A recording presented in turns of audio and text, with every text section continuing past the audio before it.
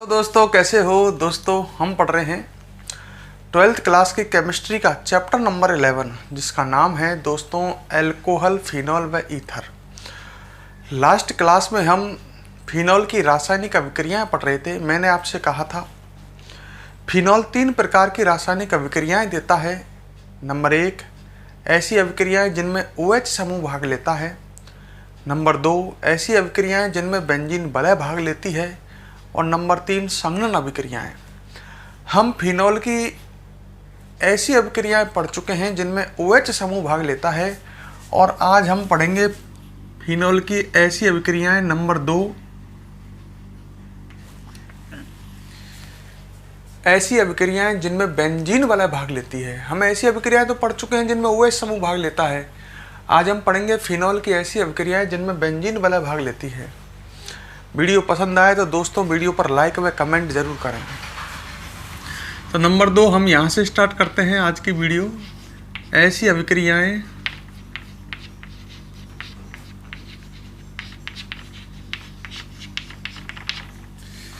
जिनमें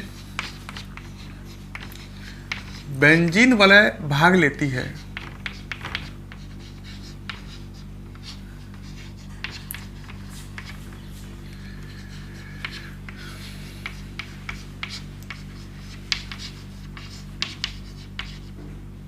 ठीक है, तो हम फिनॉल की ऐसी अभिक्रियाएं पढ़ने वाले हैं जिनमें बेंजीन वलय भाग लेती है। और वे अभिक्रियाएं हैं जिनमें बेंजीन वलय भाग लेती है, वे अभिक्रियाएं हैं इलेक्ट्रॉन स्नेही प्रतिस्थापन अभिक्रियाएं। कुल मिलाकर के मैं ये कहना चाहता हूं, हम इलेक्ट्रॉन स्नेही प्रतिस्थापन अभिक्रियाएं पढ़ने वाले हैं।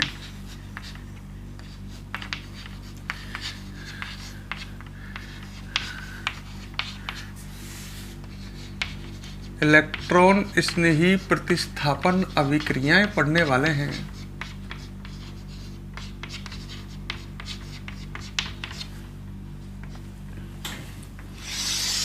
ठीक है भाई, इलेक्ट्रॉन स्नेही प्रतिस्थापन अभिक्रिया ऐसे कार्बनिक यौगिक देते हैं जिनमें बेंजीन वलय होती है। तो फिनॉल भी इलेक्ट्रॉन स्नेही प्रतिस्थापन अभिक्रिया देता है। इलेक्ट्रॉन स्नेही प्रतिस्थापन अभिक्रिया वे सभी कार्बनिक यौगिक देते हैं जिनमें बेंजीन वलय होती है। फिनॉल में भी बेंजीन वलय है। इलेक्ट्रॉन स्नेही प्रतिस्थापन अभिक्रिया बेंजीन वलय भाग लेती है। जब हम ऐसी अभिक्रियाएं पढ़ रहे हैं जिनमें बेंजीन वलय भाग लेती है तो इलेक्ट्रॉन स्नेही प्रतिस्थापन अभिक्रियाएं पढ़ेंगे हम। इलेक्ट्रॉन स्नेही प्रतिस्थापन अभिक्रियाओं में बेंजीन वलय भाग लेती है। इन अभिक्रियाओं में बेंजीन वलय पर इलेक्ट्रॉन स्नेही आक्रमण करता है और बेंजीन वलय के हाइड्रोजन को प्रतिस्थापित कर, बेंजीन वलय से हाइड्रोजन जुड़े होंगे ना, हाइड्रोजन को प्रतिस्थापित कर खुद जुड़ जाता है। तो इलेक्ट्रॉन स्नेही आक्रमण करता है। इलेक्ट्रॉन स्नेही प्रतिस्थापन अभिक्रिया में इलेक्ट्रॉन स्नेही बेंजीन वलय पर आक्रमण करता है, क्योंकि बेंजीन वलय का इलेक्ट्रॉन घनत्व उच्च होता है। तो इलेक्ट्रॉन स्नेही बेंजीन वलय पर आक्रमण करता है और हाइड्रोजन हटा करके खुद जुड़ जाता है। तो ये इलेक्ट्रॉन स्नेही प्रतिस्थापन अभिक्रिया है। अच्छा, अनुनाद के कारण फिनॉल में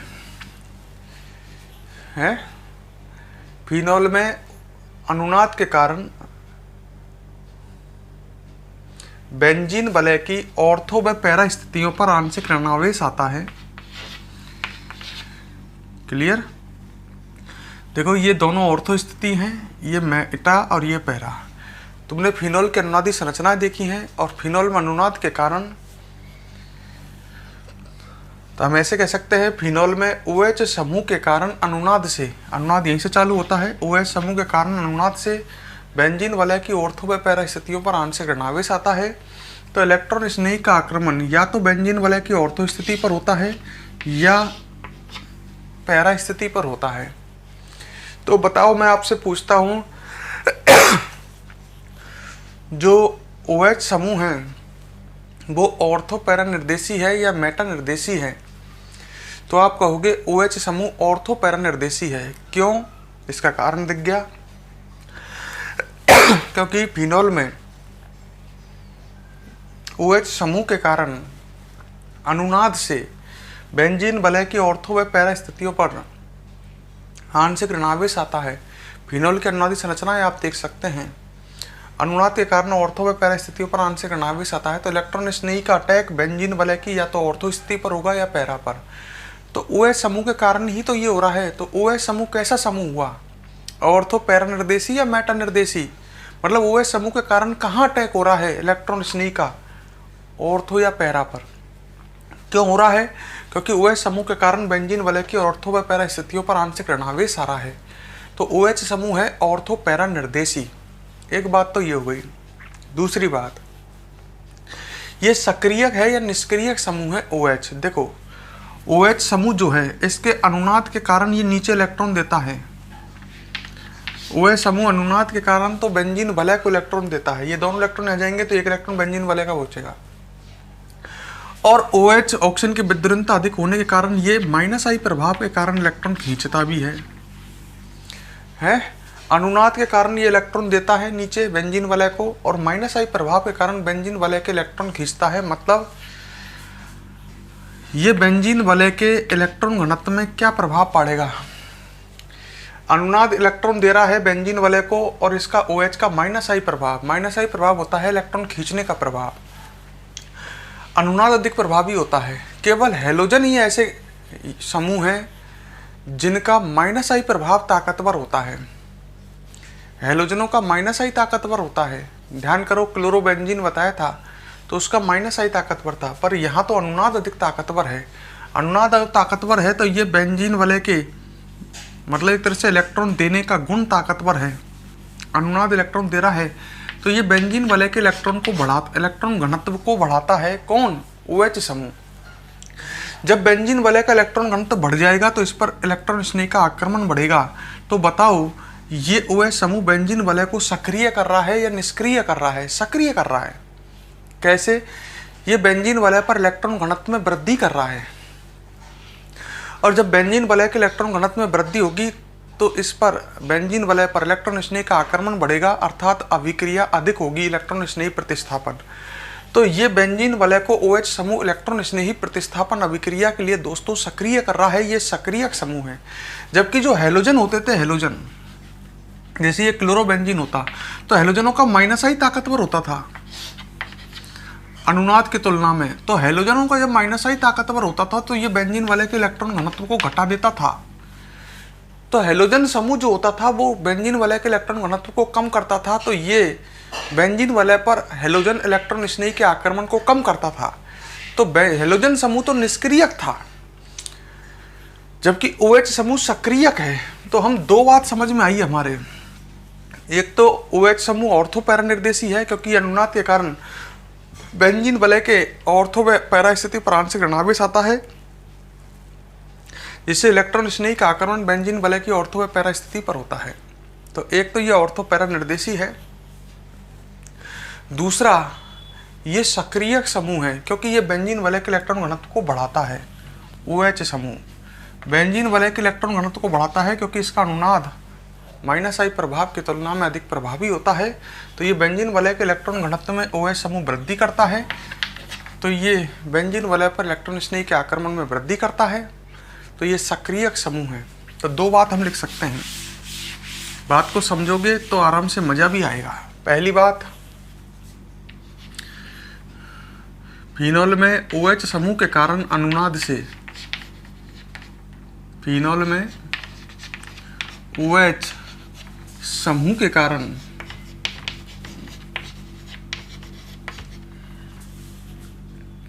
OH समूह के कारण अनुनाद से बेंजीन वलय की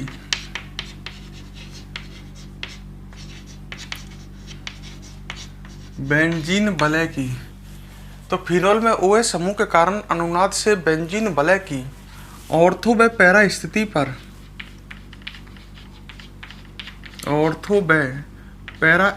पर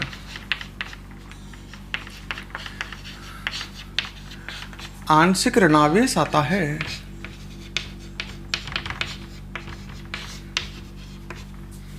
आंशिक ऋणावेश आता है।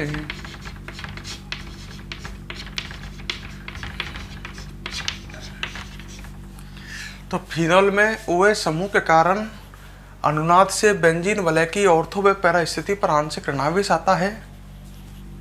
अतः इलेक्ट्रॉन स्नेही का आक्रमण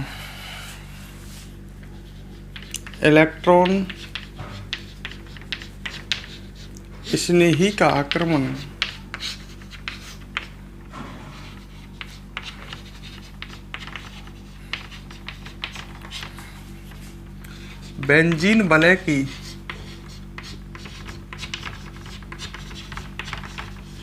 ऑर्थो व पैरा स्थिति पर होता है।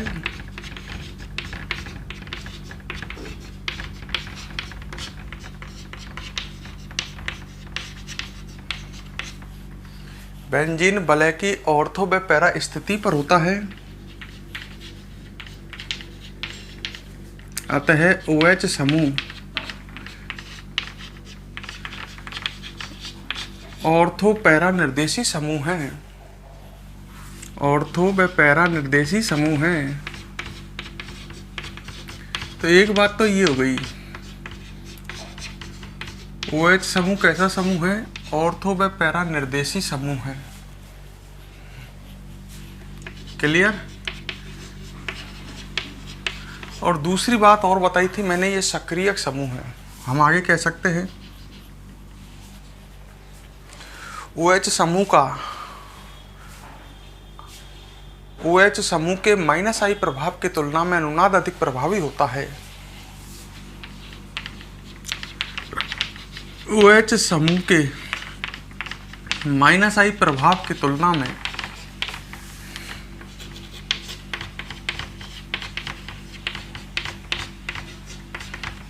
अनुनाद अधिक प्रभावी होता है।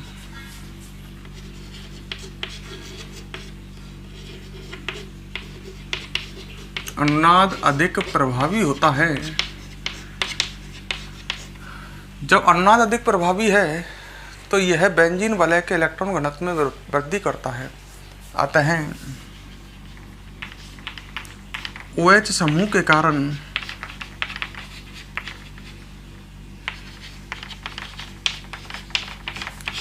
बेंजीन वलय के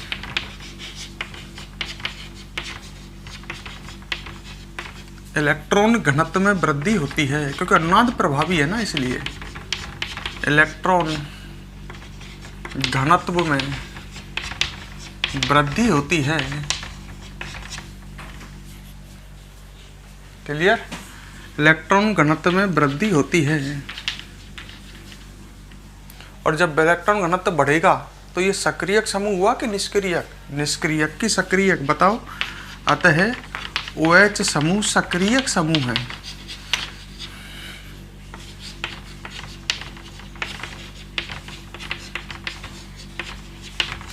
ठीक है। अच्छा, एक बात बताओ मुझे, क्रियाशीलता का क्रम पूछता हूं आपसे। क्रियाशीलता का क्रम, ठीक है। एक आपके पास फिनॉल है, एक बेंजीन है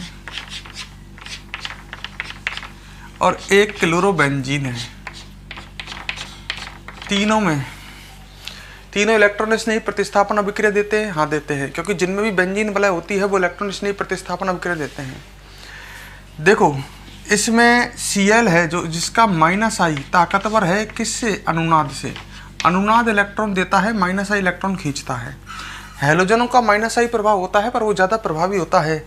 तो यहाँ पर जो बेंजीन वलय है इसके इलेक्ट्रॉन घनत्व में क्या आएगी? वृद्धि होगी कि कमी होगी? कमी होगी। कारण समझ गए होंगे, क्योंकि इसका -I खींचने का प्रभाव ताकतवर है। यहाँ कोई भी समूह नहीं जुड़ा हुआ है इस बेंजीन में, तो यहाँ इलेक्ट्रॉन घनत्व कांस्टेंट बना रहेगा। यहाँ OH समूह जो है इसका अनुनाद ताकतवर है -I से, मतलब -I इलेक्ट्रॉन खींचता अनुनाद ताकतवर है। तो यहाँ बेंजीन वलय का इलेक्ट्रॉन घनत्व बढ़ जाता है। तो इलेक्ट्रॉन स्नेही का आक्रमण इस बेंजीन वलय पर सबसे अधिक होगा। तो ये सबसे अधिक क्रियाशील होगा इलेक्ट्रॉन स्नेही प्रतिस्थापन अभिक्रिया के लिए। ये सबसे कम क्रियाशील। क्लोरोबेंजीन से अधिक क्रियाशील होता है बेंजीन, और बेंजीन से अधिक क्रियाशील होता है इलेक्ट्रॉन स्नेही प्रतिस्थापन अभिक्रिया के लिए फिनॉल। समझ रहे हो? तो ये आपके समझ में आ सकता है। ठीक है। अब एक काम करो, वीडियो को पॉज करो और यहाँ तक दोस्तों इसे फटाफट नोट करो। हाँ फटाफट नोट कीजिए। कर लिया। अब इसके बाद हम पढ़ेंगे कुछ महत्वपूर्ण इलेक्ट्रॉन स्नेही प्रतिस्थापन अभिक्रियाएं। ठीक है, तो अभी तो हमने अभिक्रिया पढ़ी कहाँ है, अब पढ़ेंगे हम। तो हम पढ़ेंगे अब कुछ महत्वपूर्ण इलेक्ट्रॉन स्नेही प्रतिस्थापन अभिक्रियाएं।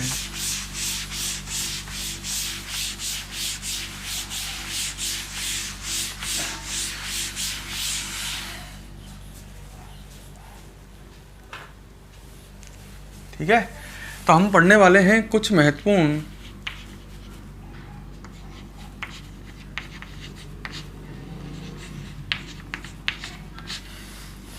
इलेक्ट्रॉन स्नेही प्रतिस्थापन अभिक्रिया हैं।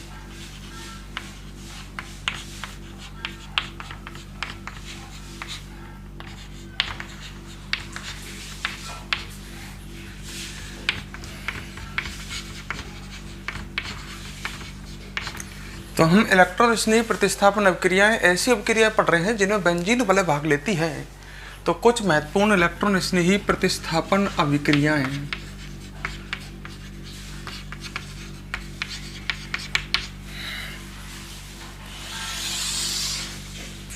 ठीक है, और सबसे पहले पढ़ने वाले हैं नाइट्रीकरण, या ए लिख देता हूं नाइट्रीकरण।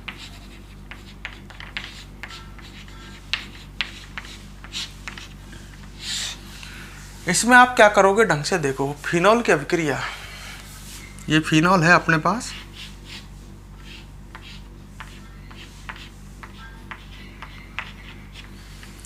फिनॉल की अभिक्रिया हम कराएंगे दोस्तों नाइट्रिक अम्ल से, HNO3 से। दो अलग अलग तरह से करा रहा हूँ। पहले फिनॉल की अभिक्रिया तनु नाइट्रिक अम्ल से करा रहा हूँ, तनु HNO3 से। HNO3 को इस तरह से लिख देता हूँ, आपको समझने में आसानी रहेगी। ठीक है, तो फिनॉल की अभिक्रिया तनु HNO3 से कराई जा रही है। तो फिनॉल की अभिक्रिया हम तनु HNO3 से करा रहे हैं, तनु HNO3 ऐसे लिखा ना मैंने, OHNO2। तो फिनॉल की अभिक्रिया तनु HNO3 से करा रहे हैं। इलेक्ट्रॉन स्नेही निकल कर के आएगा। इलेक्ट्रॉन स्नेही प्रतिस्थापन अभिक्रियाओं में इलेक्ट्रॉन स्नेही आता है NO2+, और वो बेंजीन वलय पर अटैक करेगा। बेंजीन वलय में कहाँ अटैक करेगा आपको पता ही है, OH समूह ऑर्थो पैरा निर्देशी है, तो बेंजीन वलय की या तो ऑर्थो पर या पैरा पर, और वहाँ हाइड्रोजन हटा करके जुड़ जाएगा। तो यहाँ पर हमारे पास दो तरह के उत्पाद बनेंगे। एक उत्पाद ऐसा बनेगा जिसमें NO2 समूह ऑर्थो पर जुड़ेगा, या उत्पाद ऐसा बनेगा जिसमें NO2 समूह पैरा स्थिति पर जुड़ेगा।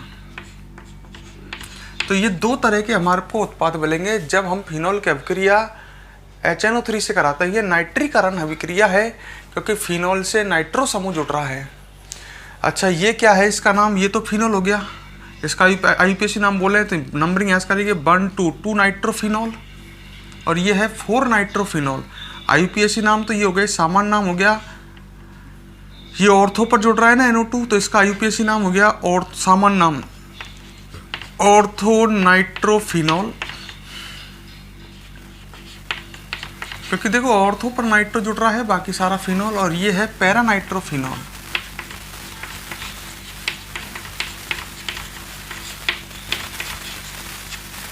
तो यहाँ हमने ये सीखा कि जब हम फिनॉल की अभिक्रिया तनु HNO3 से कराते हैं तो उत्पाद ऑर्थो नाइट्रोफिनॉल व पैरा नाइट्रोफिनॉल बनते हैं।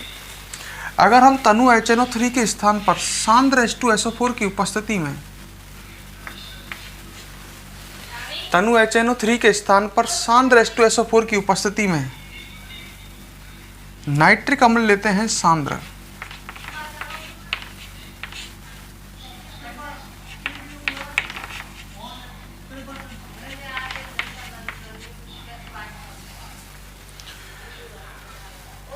सांद्र H2SO4 की उपस्थिति में नाइट्रिक अम्ल से कराते हैं फिनॉल की अभिक्रिया। सांद्र नाइट्रिक अम्ल है आपके, देखो यहाँ तनु था, तनु मतलब पानी मिला हुआ। आपके फिनोल की अभिक्रिया सांद्र H2SO4 की उपस्थिति में सांद्र नाइट्रिक अम्ल से कराते हैं। तो इसमें क्या होता है कि ये अम्ल की तरह व्यवहार करता है सांद्र H2SO4, यहाँ से H+ निकलता है, यहाँ से OH- और यहाँ से आते हैं इलेक्ट्रॉन स्नेही निकल करके NO2+। अच्छा, यहाँ NO2+ जो आएंगे उनकी तादाद ज़्यादा होगी, संख्या ज़्यादा होगी, क्योंकि ये अम्ल है और ये क्षार की तरह व्यवहार कर रहा है नाइट्रिक अम्ल। तो यहाँ से ये H+ और यहाँ से आसानी से OH- निकल करके अधिक मात्रा में NO2+ आएंगे। यहाँ NO2+ कम आएंगे। यहाँ जब तनु HNO3 लोगे तो NO2+ की तादाद कम होगी, यहाँ NO2+ की तादाद ज़्यादा आएगी। तो NO2+ तीनों जगह पर जुड़ जाएंगे हाइड्रोजन हटा करके। तो उत्पाद ऐसी स्थिति में ये बनेंगे। अगर आपने सांद्र HNO3 और सांद्र H2SO4 का मिश्रण लिया तो ऐसी स्थिति में NO2 समूह तीनों स्थानों पर जुड़ जाएंगे, यहाँ पर और यहाँ पर। NO2 समूह तीनों स्थान पर जुड़ जाएंगे और ये जो उत्पाद बना है इसका नाम है, IUPAC नाम लिखता हूँ, नंबर 1 यहाँ से 1 2 3 4 5 6 मतलब 2 4 6 नाइट्रोफिनॉल। मतलब ये बनेगा 2 4 6 ट्राई नाइट्रोफिनॉल। ये इसका IUPAC नाम है। IUPAC नाम में अंक होते हैं, सामान्य नाम में ऑर्थो व पैरा समूह होते हैं। तो ये बना 2 4 6 ट्राई नाइट्रोफिनॉल। ये दोनों ही रिएक्शन याद रखनी हमें, दोनों ही नाइट्रीकरण है। अगर आप सांद्र नाइट्रिक अम्ल और सांद्र H2SO4 का मिश्रण लेते हैं तो NO2 समूह तीनों स्थानों पर जुड़ जाएगा, दोनों ऑर्थो और एक पैरा पर। उत्पाद बनेगा 2 4 6 ट्राई नाइट्रोफिनॉल, जिसको पिक्रिक अम्ल भी कहते हैं। क्या कहते हैं? पिक्रिक अम्ल। क्लियर? आपने तनु HNO3 लिया तो उत्पाद बनेगा ऑर्थो पैरा नाइट्रोफिनॉल। तो हम लिख सकते हैं फिनॉल की अभिक्रिया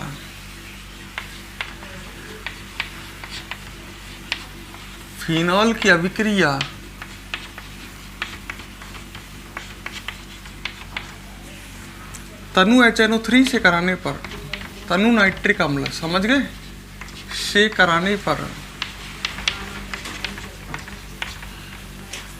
उत्पाद ऑर्थो व पैरा नाइट्रोफिनॉल बनते हैं।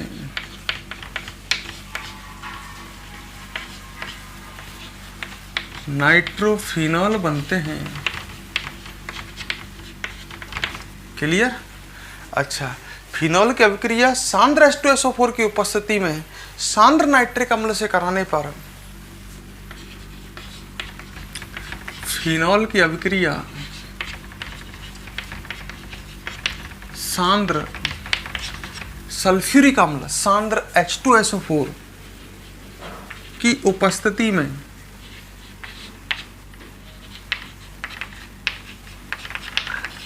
सांद्र नाइट्रिक अम्ल HNO3 से कराने पर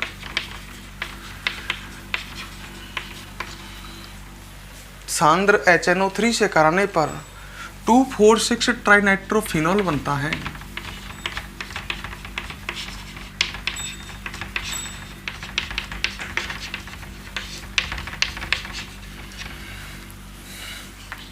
ठीक है, तो ये पढ़ी हमने नाइट्रीकरण, एक बढ़िया इम्पोर्टेंट रिएक्शन। स्टार लगा देता हूँ, पेपर में पूछी जाती है, तो वीडियो को पॉज करें दोस्तों, इसे फटाफट नोट करें।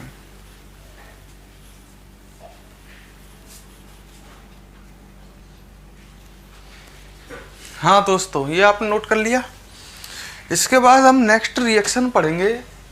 अब पढ़ेंगे ब्रोमिनीकरण, जिसमें फिनॉल वलय से Br जुड़ेगा, ब्रोमीन जुड़ेगी। ठीक है, तो ये पहली पढ़ी हमने नाइट्रीकरण। अब इसके बाद हम पढ़ेंगे ब्रोमिनीकरण।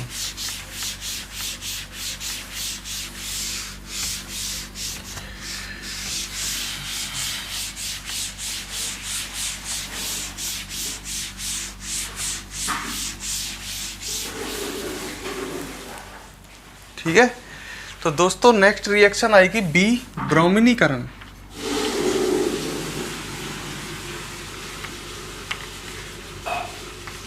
ब्रोमिनीकरण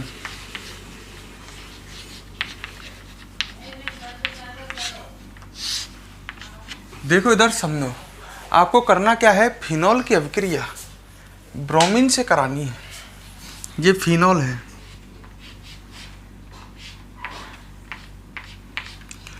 फिनॉल की अभिक्रिया आपको ब्रोमीन से करानी है। ये लो भाई, ब्रोमीन से करा रहे हैं, Br2 से, और ब्रोमीन से इलेक्ट्रॉन स्नेही आएगा Br+, Br2 से Br+ और Br-, इलेक्ट्रॉन स्नेही तो Br+ ही आएगा। अच्छा, फिनॉल की अभिक्रिया दो अलग अलग परिस्थितियों में हो सकती है। आप अध्रुवीय विलायक लेते हो, जैसे कार्बन टेट्राक्लोराइड या कार्बन डाइसल्फाइड, ये अध्रुवीय विलायक है। जैसे कार्बन टेट्राक्लोराइड लिया तो कार्बन टेट्राक्लोराइड CCl4 अणुओं से मिलकर के बना होगा, जो कि अध्रुवीय अणु होते हैं। तो जब हम अध्रुवीय विलायक लेते हैं तो अध्रुवीय विलायक की उपस्थिति में जो ब्रोमीन है, ब्रोमीन से Br+ और Br- तब बनेंगे जब इनमें विषमांश विखंडन होगा, है। समांश विखंडन से तो Br मुक्त मूलक बनेंगे। विषमांश विखंडन जो होता है वो ध्रुवीय विलायक में ज़्यादा होता है और अध्रुवीय विलायक में कम होता है।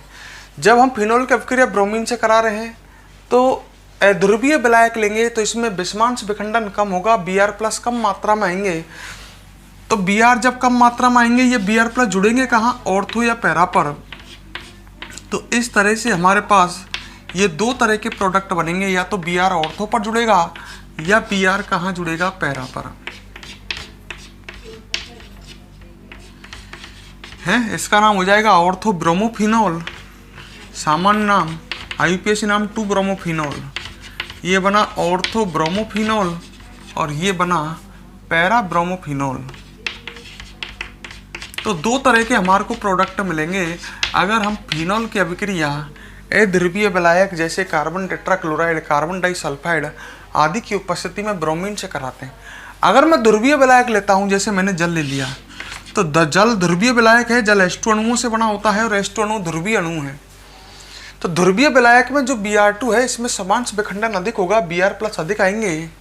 तो ऐसी स्थिति में Br+ जब अधिक आएंगे तो ये तीनों जगह पर जुड़ जाएंगे, दोनों ऑर्थो और एक पैरा पर। उत्पाद बनेगा 2,4,6 ट्राइब्रोमोफिनॉल। मतलब Br तीनों जगह पर, दोनों ऑर्थो पर, दोनों ऑर्थो पर और एक पैरा पर, तीनों जगह जुड़ जाएंगे। तो उत्पाद बनेगा 2,4,6 ट्राइब्रोमोफिनॉल।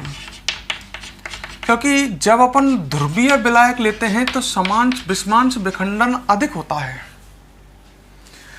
तो यहाँ हमारे पास ये निष्कर्ष आया कि फिनॉल की अभिक्रिया अध्रुवीय विलायक जैसे कार्बन टेट्राक्लोराइड या कार्बन डाइसल्फाइड की उपस्थिति में ब्रोमीन से कराने पर उत्पाद ऑर्थो व पैरा ब्रोमोफिनॉल बनते हैं। अगर हम फिनॉल की अभिक्रिया ध्रुवीय विलायक जैसे जल की उपस्थिति में ब्रोमीन से करा रहे हैं तो उत्पाद बनेगा 2,4,6 ट्राइब्रोमोफिनॉल। तो हम लिख सकते हैं फिनॉल की अभिक्रिया, फिनॉल की अभिक्रिया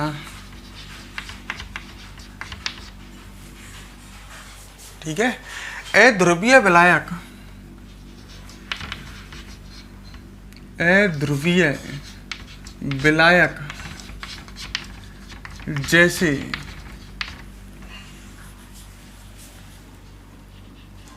CCl4 कार्बन टेट्राक्लोराइड,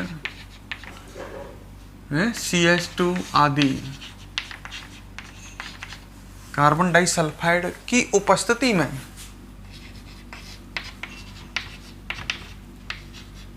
ब्रोमीन से कराने पर, ब्रोमीन Br2 से कराने पर उत्पाद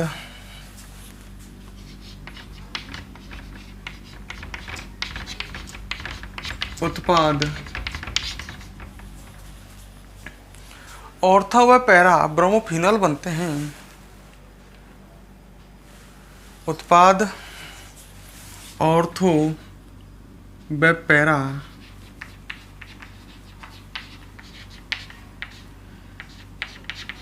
ब्रोमोफिनॉल बनते हैं।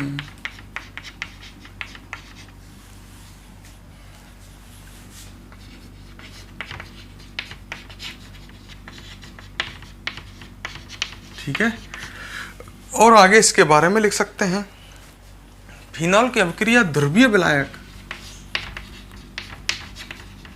फिनॉल की अभिक्रिया ध्रुवीय विलायक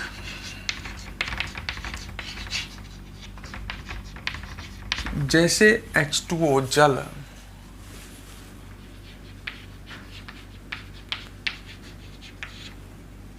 की उपस्थिति में ब्रोमीन से कराने पर उत्पाद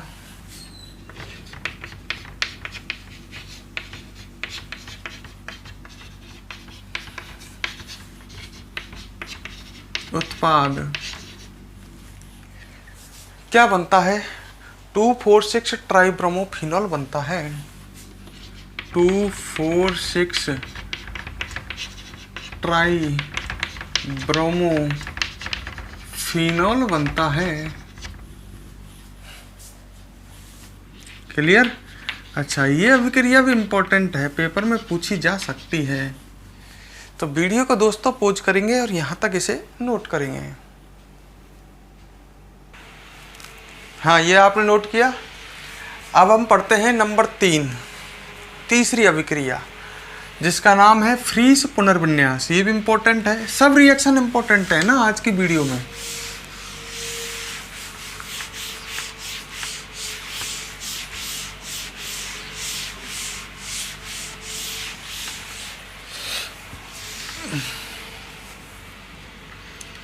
फ्रीज पुनर्विन्यास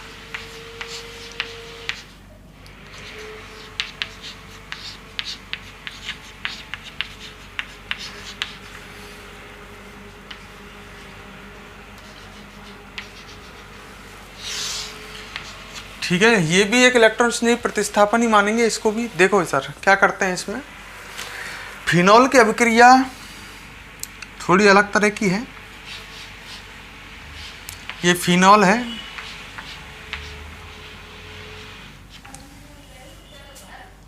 ठीक है, इसकी अभिक्रिया एसिटिल क्लोराइड से करानी है। ये है एसिटिल क्लोराइड।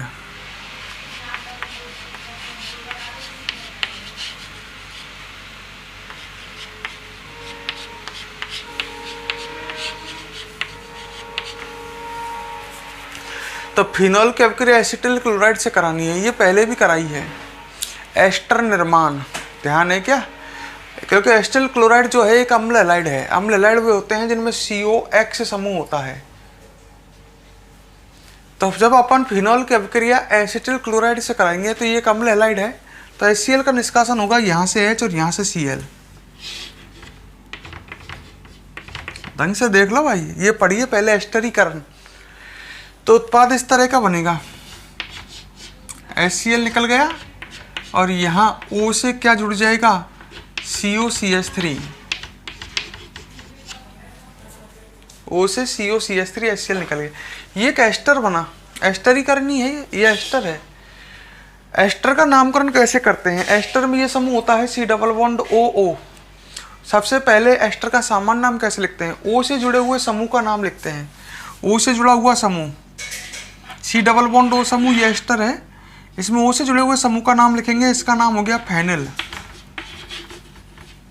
ठीक है, फिर जो 2 कार्बन बचेंगे, 2 कार्बन के लिए लिखेंगे एसिड और पीछे लगाएंगे 8।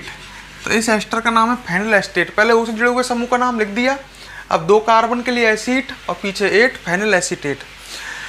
तो जब फिनॉल की अभिक्रिया हमने एसिटिल क्लोराइड से कराई तो फेनिल एसीटेट बना, एक एस्टर बना फेनिल एसीटेट। अच्छा, अब क्या होता है ढंग से देखो।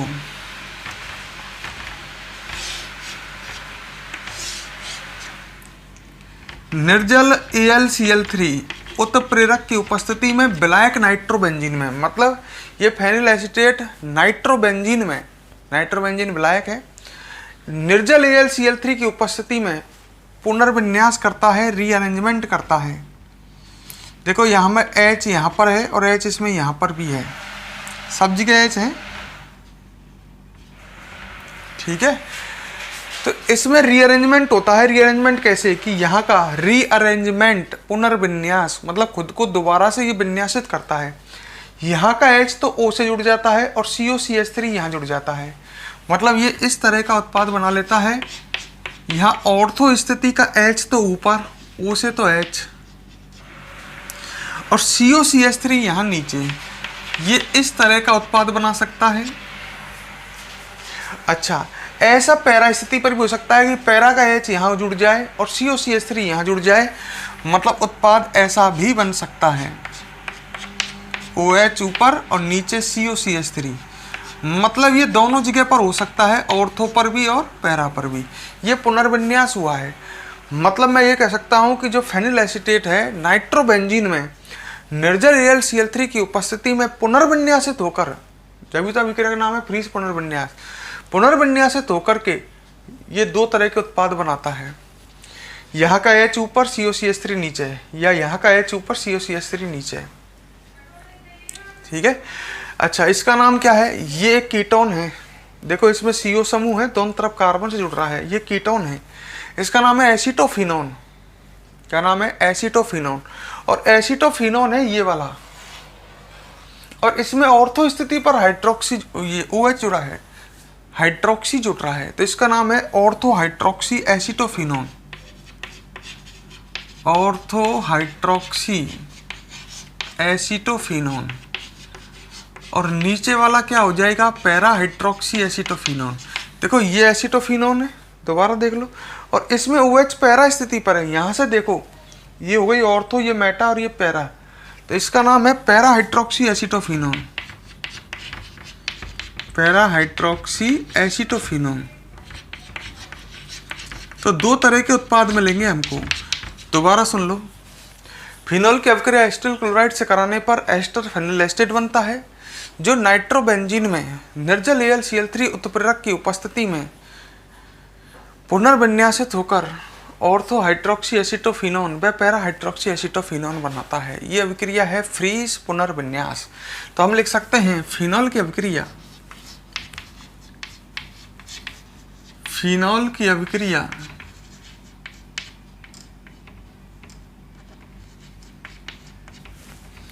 एसिटिल क्लोराइड से कराने पर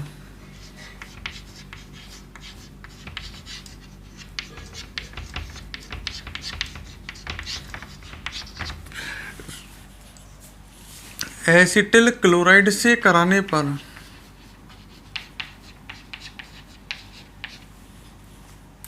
एस्टर फेनिल एसीटेट बनता है।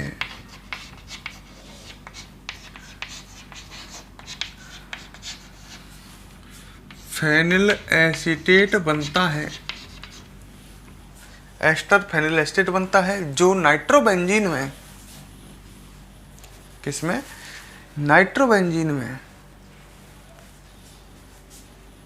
ठीक है, जो नाइट्रोबेंजीन में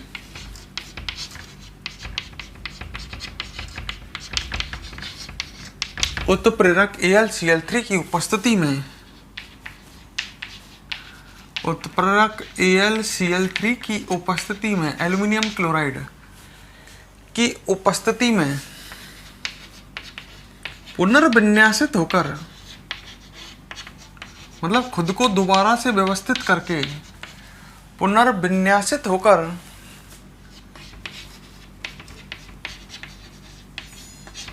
उत्पाद ऑर्थो व पैरा, ऑर्थो व पैरा हाइड्रोक्सी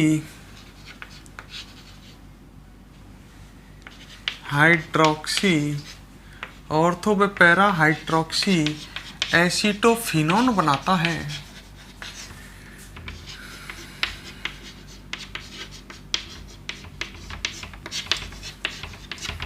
ठीक है, तो वीडियो को पॉज करो और यहां तक इसे नोट करो। हाँ भाई, ये आपने नोट किया। अब इसके बाद नेक्स्ट रिएक्शन देखते हैं डी, फ्रीडल क्राफ्ट एसिलीकरण।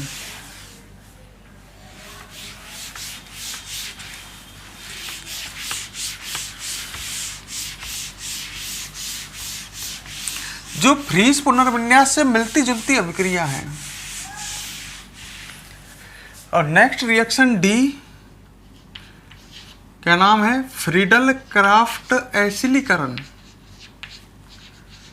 ये क्लोरोबेंजीन में भी देखी थी आपने, एसिलीकरण।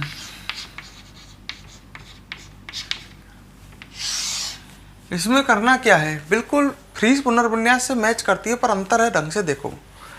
फिनॉल की अभिक्रिया, ये फिनॉल ले लिया,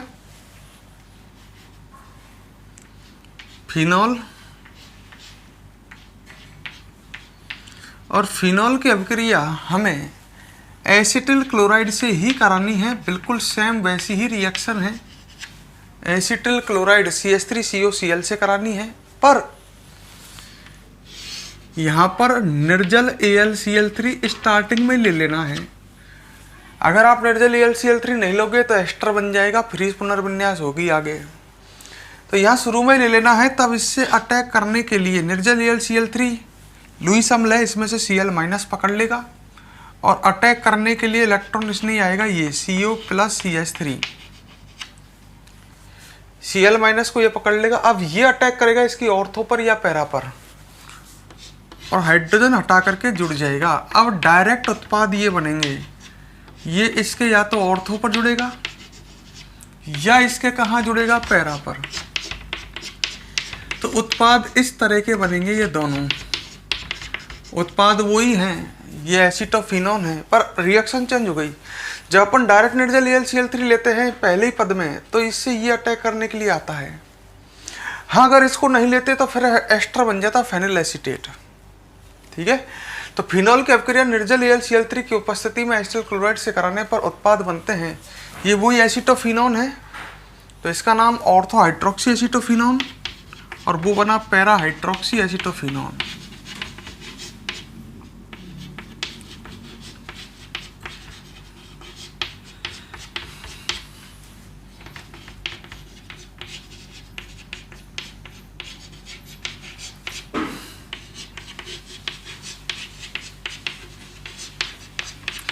तो हम लिख सकते हैं फिनॉल की अभिक्रिया निर्जल AlCl3 की उपस्थिति में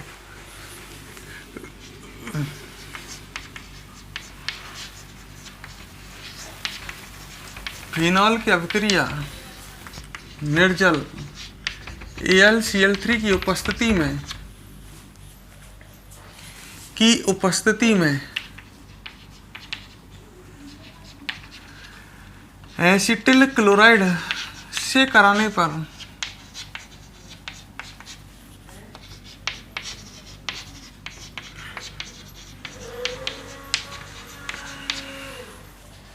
उत्पाद ऑर्थो व पैरा हाइड्रोक्सी एसिटोफिनोन बनते हैं। उत्पाद ऑर्थो व पैरा हाइड्रोक्सी एसिटोफिनोन बनते हैं।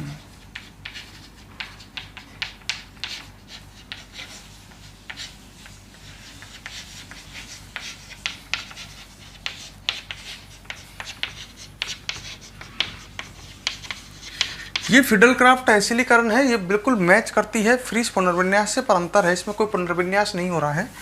एक और पढ़ लो लगे हाथ, फिडलक्राफ्ट एल्किलीकरण।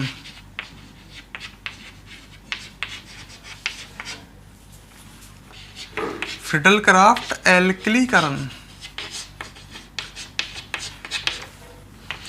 इसमें आपको अभिक्रिया फिनॉल के एल्किल हैलाइड से करानी है। ये फिनॉल ले लिया और एल्किल हैलाइड से अभिक्रिया करानी है। जैसे मैं मेथिल क्लोराइड ले लेता हूँ CH3Cl, और वो निर्जल AlCl3 की उपस्थिति में ही करानी है, मतलब एल्किल हैलाइड से अभिक्रिया करानी है। निर्जल AlCl को पकड़ लेगा, तो इससे इलेक्ट्रॉन इसमें आएगा CH3+, और वो अटैक करेगा, मतलब एल्किल समूह, एल्किल क्लोराइड का एल्किल समूह ऑर्थो या पैरा पर जुड़ेगा, तो उत्पाद बन जाएगा OH मान लो यहाँ, और CH3 ऑर्थो पर जुड़ा, तो इसका नाम होगा ऑर्थो मेथिल फिनॉल। और एक ऐसा भी बन सकता है कि CH3 कहाँ जुड़े, CH3+ पैरा पर, तो दो तरह के उत्पाद बन सकते हैं। ये बनेगा ऑर्थो मेथिल फिनॉल और वो बनेगा पैरामेथिल फिनॉल।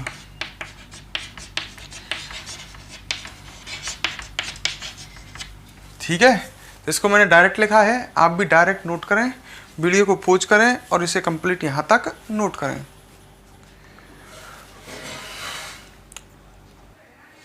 हाँ दोस्तों, ये नोट किया आपने। अब इसके बाद हम पढ़ते हैं गाटरमान एल्डिहाइड निर्माण अभिक्रिया। इम्पोर्टेंट है आज की रिएक्शन, आज जो पढ़ रहे हैं रिएक्शन इम्पोर्टेंट आ रही हैं, पेपर में इनमें से 100% आती हैं।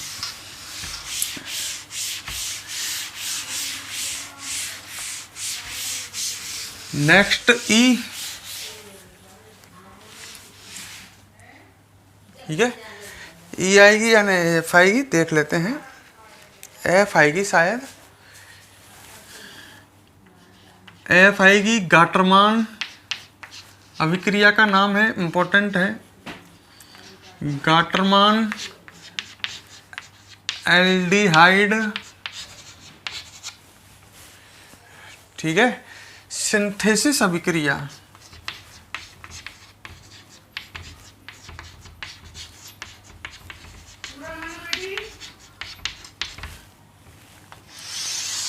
गाटरमान एल्डिहाइड सिंथेसिस अभिक्रिया। अच्छा, करना क्या है इसमें आपको? फिनॉल की अभिक्रिया अम्ल HCN व अम्ल HCl के मिश्रण से करानी है। फिनॉल की अभिक्रिया अम्ल HCN अम्ल है हाइड्रोजन साइनाइड, और अम्ल HCl के मिश्रण से करानी है निर्जल ZnCl2 की उपस्थिति में। तो फिनॉल की अभिक्रिया इन दोनों से करानी है हमें, अम्ल HCN और HCl के मिश्रण से।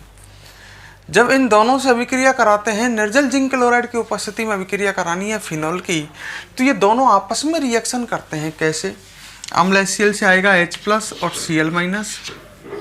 इसमें इस बंध को तोड़ सकते हैं, कार्बन पे प्लस, कार्बन और नाइट्रोजन में नाइट्रोजन की विद्युतता अधिक है तो दोनों इलेक्ट्रॉन नाइट्रोजन पे शिफ्ट। अब आप ऐसा करो, H+ को यहाँ जोड़ दो, मतलब हमने दो अम्ल लिए निर्जल जिंक क्लोराइड की उपस्थिति में, दोनों अम्ल आपस में क्रिया कर रहे हैं। H+ तो यहाँ जुड़ेगा N- से, Cl- जुड़ेगा यहाँ से, तो Cl- यहाँ जुड़ेगा,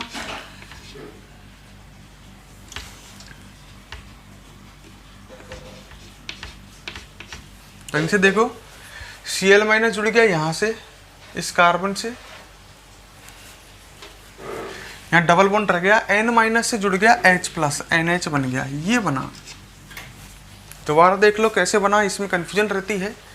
H+ यहाँ जुड़ गया तो यहाँ NH बन गया, डबल बॉन्ड रह गया, और डबल बॉन्ड से CH है, इस CH से जो कौन जुड़ा है? Cl-, ये जुड़ गया।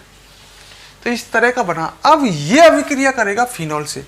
जब फिनॉल की अभिक्रिया हम निर्जल जिंक क्लोराइड की उपस्थिति में HCN और HCl के मिश्रण से कराते हैं तो ये बना, और ये फिर किससे रिएक्शन स्टार्ट करेगा? फिनॉल से। ये आपके सामने फिनॉल है, ढंग से देखो, ये अटैक करेगा फिनॉल पर,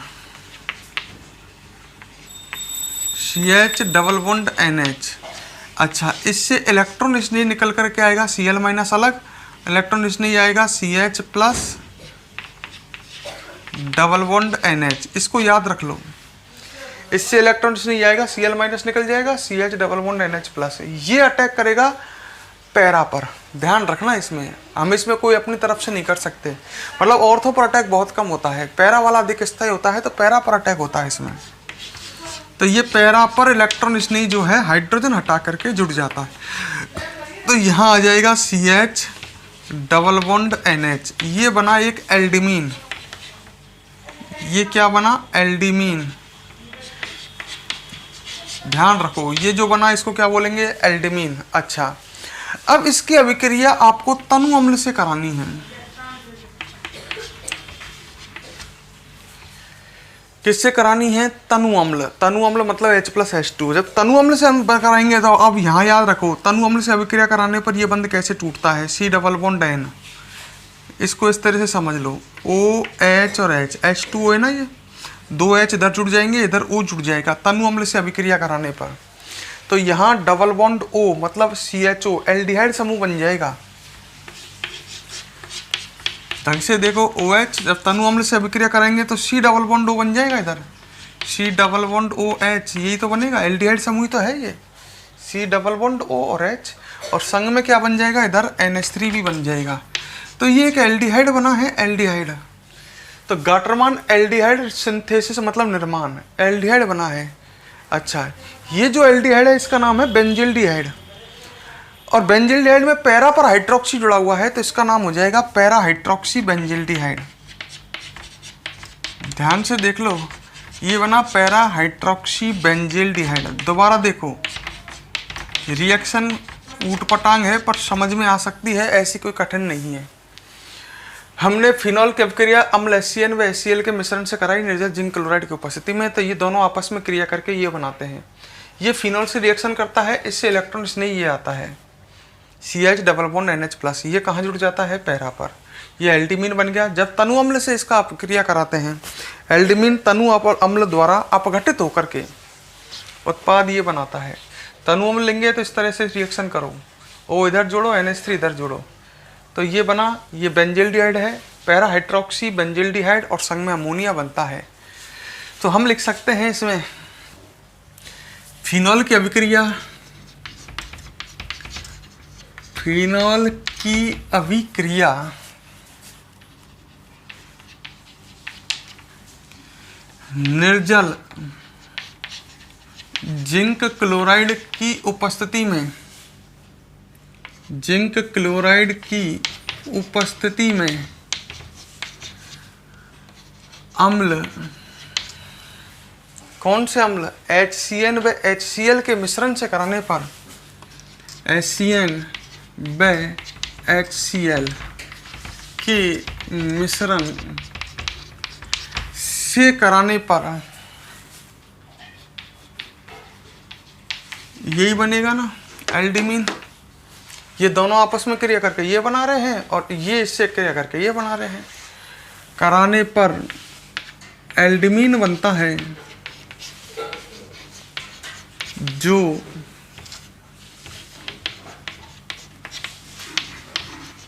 तनु अम्ल द्वारा जल अपघटित होकर उत्पाद पैरा हाइड्रोक्सी बेंजिल्डिहाइड व अमोनिया बनाता है। जो तनु अम्ल द्वारा जल अपघटित होकर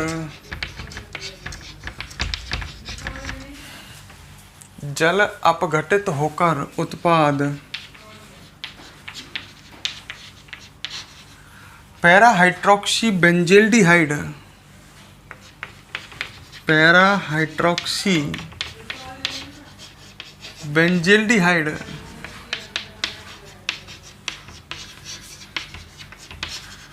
व एल्डिमीन बनाता है, अमोनिया, व अमोनिया बनाता है। और ये अभिक्रिया है गाटरमान एल्डिहाइड निर्माण अभिक्रिया, या गाटरमान एल्डिहाइड सिंथेसिस अभिक्रिया। एक शानदार रिएक्शन। वीडियो को पॉज करें, इसे नोट करें।